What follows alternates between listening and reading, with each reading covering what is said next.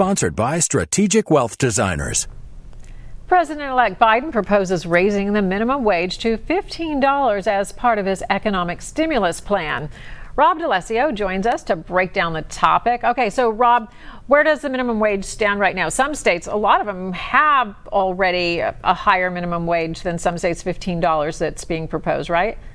Yeah, so about half of the states already have a much higher minimum wage. Then you've got states like Georgia and Wyoming that are kind of the lowest in the nation. So it's kind of all over the board. But, so is cost of living all over the board. So that makes a little bit of sense as well. Yeah, that's what I was going to say. $15 in New York City is a lot different than $15 in Louisiana. So you think that the president-elect's plan is to do $15 everywhere? Well, I think that's the start. Anytime you go into a plan, you've got to have some kind of bar that you set, and I think it'll come back down.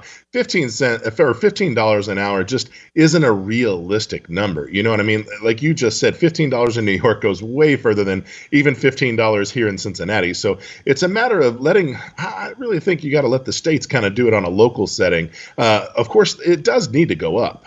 Yeah, okay. And so, let's say this is political too, because some would say $15 still doesn't really allow someone to raise a family, and that a lot of workers who get minimum wage are adults in their 20s. They're not teenagers. But then on the other hand, the cost of goods and services would have to go up. So we can't deny that this isn't political. Right. Exactly right. And this is really, really tricky, actually, because $15 doesn't go as far as it used to.